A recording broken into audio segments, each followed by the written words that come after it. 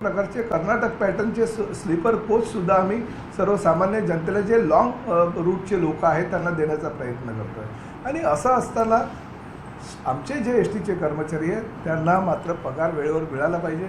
मी आज ह्याच दिवशी घोषणा करतो की कुठल्याही परिस्थितीमध्ये आमच्या एस टी कर्मचाऱ्यांचे पगार हे 7 तारखेपर्यंत मिळालेच पाहिजे। आणि त्यासाठी सर्व प्रोटोकॉल सोडून परिवहन मंत्री ह्या नात्यानं मी वित्त विभागाच्या अधिकाऱ्यांकडे दर महिन्याच्या 5 तारखेला स्वतः जाऊन बसणार आहे, जेणेकरून त्यांना जाणीव होईल की मंत्र्यांना सुद्धा आपल्या कार्यालयामध्ये यावं लागतं। जे उद्या पैसे द्यायचे ते आपण आजच ह्या कामगारांचे द्यायला पाहिजे, कारण शेवटी त्या कामगारांच्या पगारावर पूर्ण महिन्याचा त्यांचा जो आराखडा असतो कुटुंबाचा तो ठरवला जात असतो। त्यामुळे आजच दुपारी 2 ते 3च्या दरम्यान मी मंत्रालयामध्ये वित्त खात्याच्या अधिकाऱ्यांकडे जाणार आहे, त्यांच्याशी चर्चा करणार आहे आणि त्यांना 5 तारखेपर्यंत पगार आमच्या डिपार्टमेंटकडे पोहोचला पाहिजे।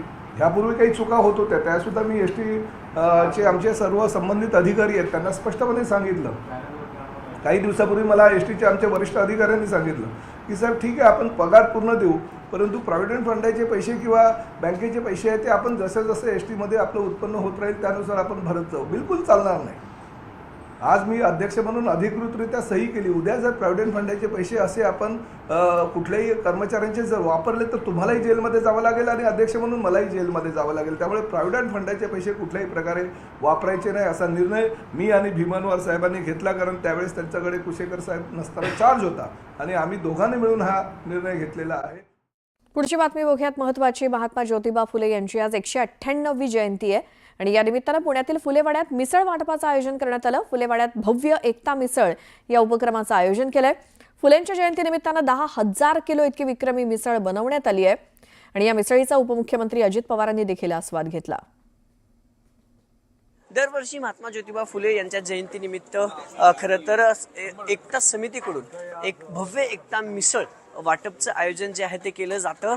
खरं तर महापुरुष अभिवादन कृती समितीकडून दरवर्षी महात्मा फुले यांच्या जयंतीनिमित्त जे आहे ते मिसळीचं वाटप केलं जातं आणि यंदा जवळपास 10,000 किलो मिसळ महात्मा ज्योतिबा फुले यांच्या जयंतीनिमित्त या फुलेवाड्यात बनवण्यात आलेली आहे। रात्री 12 वाजल्यापासून खरं तर ही मिसळ जी आहे ती बनवण्यात येते आणि आज जे लोक असतील, जे सामान्य नागरिक असतील किंवा जे राजकीय नेते असतील अभिवादन करण्यासाठी या फुलेवाड्यात येतात। महात्मा ज्योतिबा फुले आणि क्रांतीज्योत सावित्रीबाई फुले यांना अभिवादन करण्यासाठी येतात। त्यांच्यासाठी ह्या मिसळ जी आहे ती वाटली जाते।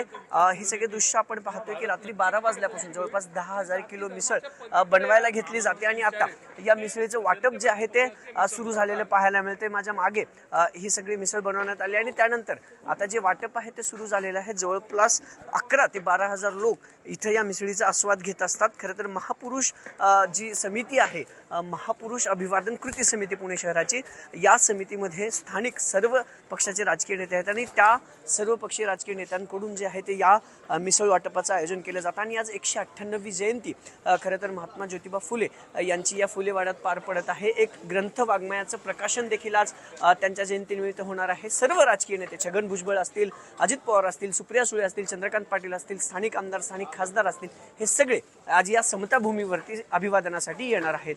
कॅमेरा पर्सन सचिन हंचाटेसह अभिजित पोते, न्यूज 18 लोकमत, पुणे।